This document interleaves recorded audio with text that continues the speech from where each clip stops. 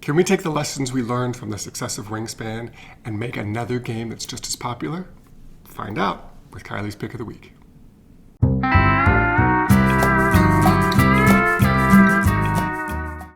Hey folks, it's Kylie at Games Unlimited. This week, I want to talk about Meadow.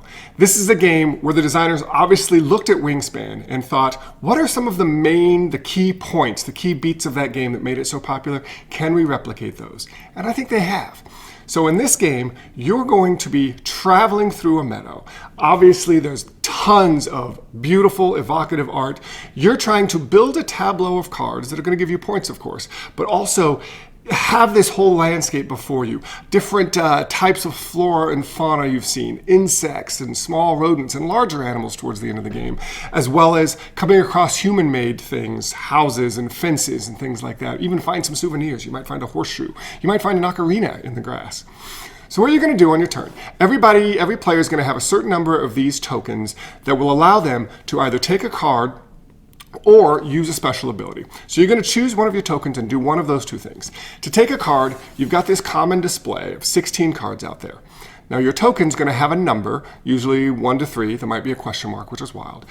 Depending on which notch you put it in, obviously you have to put it in an unoccupied notch, but you'll place that token there, and then the number on it, you'll count that many spaces in, and you get to take that card.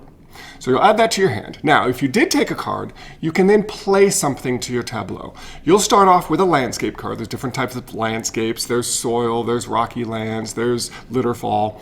And you can play a card, but the cards themselves will have prerequisites. You might have a new type of landscape, so you can put that out there to give you more options. You might have a plant that requires that it be planted in soil. So if you have a soil symbol down there, you can play this card. It'll give you points, but it will also give you a plant symbol, because later on, you might want to play an insect. Maybe you get a honeybee. The honeybee is going to require a plant in order to pollinate, in order to exist in the meadow.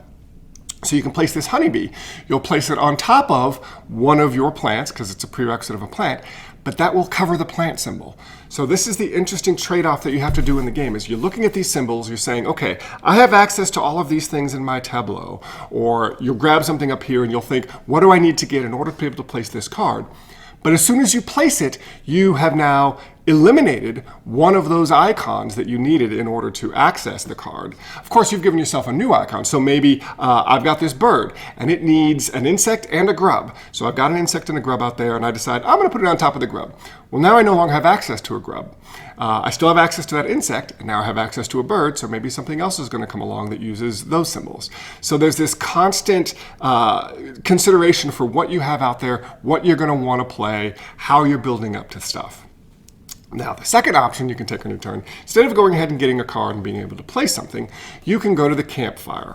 Now, the Campfire gives you in-game goals. So by going to the Campfire, you're going to be able to take a special ability. So each of your little tokens, in addition to the number that you'll use in order to get a card, you could use it as going to the Campfire, getting a special ability. And when you do that, if you've met a prerequisite, so this is one of those cool things, the game gives you some in-game goals, so you have some direction at the beginning. So they're randomized. So maybe the first person that has both an insect and a rodent, because those two things are next to each other, can place a token there and get some points. But you can only do that if you go to the Campfire. So just having those things in your tableau is not enough. You have to then spend one of your actions, instead of getting a card and playing cards, going to the Campfire. So that's going to add a little more interaction there, because it's a race to get to those things before the other players do. I thought this game was spectacular. The art is amazing. Just like Wingspan, every single card is unique. I mean, you've got 100+ cards, different types of animals. The game actually shifts a little bit at the halfway point. A new deck comes out, so some of the larger fauna come out, so you start to get bears and giant birds of prey and things like that. So that's really cool. Plus, it has 5 little mini expansions inside, almost like it's trying to emulate a legacy game, in that there's 5 envelopes. It says once you know the game, you can unlock one of these envelopes, and a lot of it's new types of animals, a new area of the country to explore. And I haven't even talked about the road aspect. There's actually a whole other part of your tableau with a road where you can go and see cottages and houses and find all sorts of cool things. Playtime, hour and a half, pretty easy to pick up and learn. I would put it about on the same level of difficulty as Wingspan. But definitely, if you're a fan or you know people that like games that are very evocative of this nature theme, take a look at Meadow. I think it's fantastic. That's why it's my pick of the week. Come on down to Games Unlimited, ask us about Meadow, take a look at it, take one home, and unbox some fun.